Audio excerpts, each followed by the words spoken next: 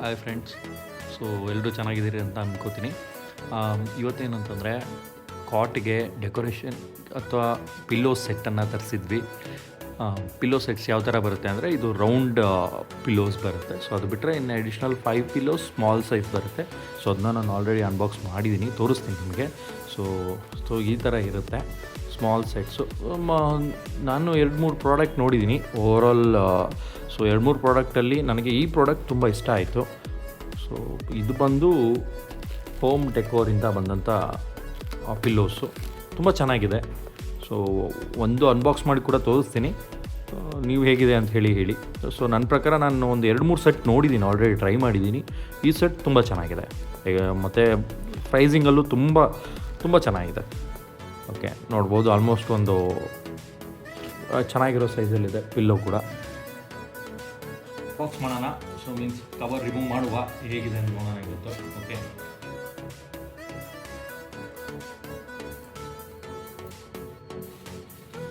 ಈ ಪಿಲ್ಲೋ ಬಂದು ಶ್ರಿಂಕ್ ಆಗಿರುತ್ತೆ ಪ್ರೆಸ್ಸಲ್ಲಿ. ಸೊ ಈಗ ಇದಕ್ಕೆ ಏರ್ ರೀಚ್ ಆದ ಕೂಡಲೇ ಇಮಿಡಿಯೇಟ್ಲಿ ಇದು ಸೈಜ್ ಇನ್ಕ್ರೀಸ್ ಆಗಿಬಿಡುತ್ತೆ. ಸೊ ನೋಡ್ತಿರ್ಬೋದು ನೀವು.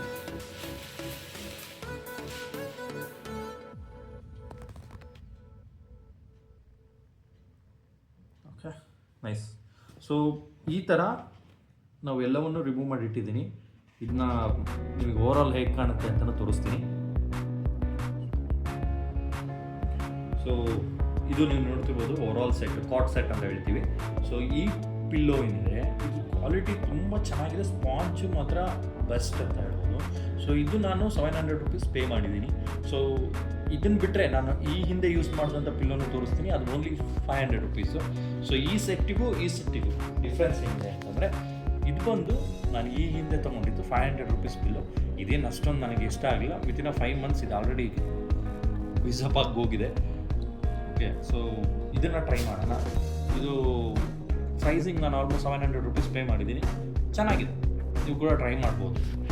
ಓಕೆ, ನಿಮ್ಮದು ಏನಿದೆ ರಿವ್ಯೂ ಅಂತ ನನಗೆ ತಿಳಿಸ್ಕೊಡಿ. Thank you. So final look ನೋಡ್ಬೋದು ನೀವು. ಸೊ ಯಾವ ಥರ ಪಿಲ್ಲೋ ಸೆಟ್ ಆಗಿದೆ ಅಂತ.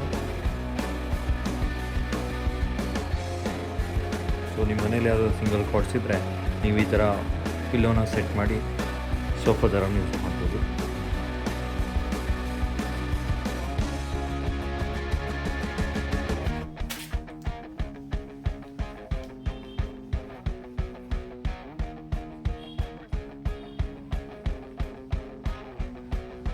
Thank you.